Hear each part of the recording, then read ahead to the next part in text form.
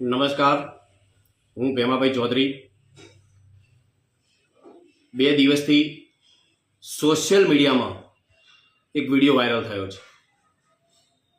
Video છે સમી તાલુકાના દાદર ગામના વતની અજમલભાઈ ચૌધરી, જેઓ ચૌધરી સમાજના આગેવાન છે. બનાવ એવો છે કે 1.5 વર્ષ પહેલા સનાળ રાધનપુરની બાજુમાં આવેલું ચૌધરી સમાજનું એક આશ્રમ છે. ત્યાંના મહંત અને દેવ દરબાર ગઢના મહંત વચ્ચે કંઈક 1.5 વર્ષ પહેલા બોલા ચાલી એમના લેવડ દેવડ બાબતમાં થયેલી છે. એ બાબતને લઈને જાણવા મળ્યા મુજબ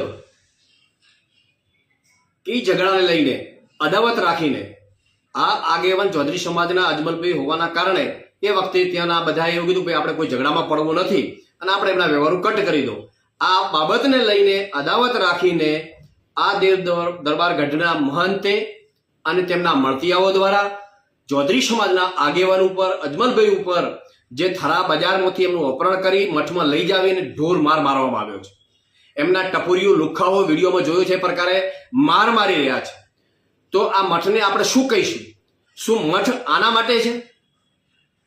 કોઈ સમાજના આગેવાન ઉપર હુમલો કરવો, કરાવવો, આ કઈ બાબત છે? ગઈકાલે પણ થરા પોલીસ સ્ટેશનની અંદર ગયા હતા ફરિયાદ કરવા માટે. પોલીસ ફરિયાદ લેતી નથી. તો કેમ પોલીસ ફરિયાદ નથી લેતી? તો પોલીસના શું ત્યાં મઠ સાથે એમનો ત્યાં તાર છે? એમના ફરિયાદ કેમ નથી લેવામાં આવતી?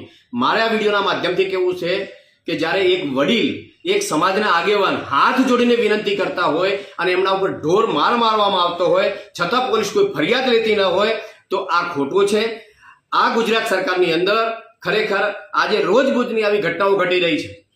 આજે ખુલ્લે આમ મર્ડરો થઈ રહ્યા છે, કાયદોની વ્યવસ્થા કથળી રહી છે. એટલે મીડિયાના માધ્યમથી હું કહેવા માંગુ છું કે જો થરા પોલીસ સ્ટેશન બનાસકાંઠાના એસપીને હું વિનંતી કરવા માંગુ છું કે આ અજમલભાઈ ચૌધરીની તાત્કાલિક ફરિયાદ નોંધવામાં આવે અને જે આમાં સંડોવાયેલા હોય, જે ગુનેગારો હોય, તાત્કાલિક પકડીને કડકમાં કડક સજા થાય એવી હું વિનંતી કરું છું. જો આ ફરિયાદ લેવામાં નહીં આવે તો આગામી સમયની અંદર મોટું આંદોલન થશે અને જે કંઈ પણ થશે એ તમામ જવાબદારીઓ સરકારશ્રીની રહેશે. એટલે હું વિનંતી કરું છું કે તાત્કાલિક આ બાબતે ફરિયાદ નોંધી અને કાયદેસરની કાર્યવાહી કરવામાં આવે.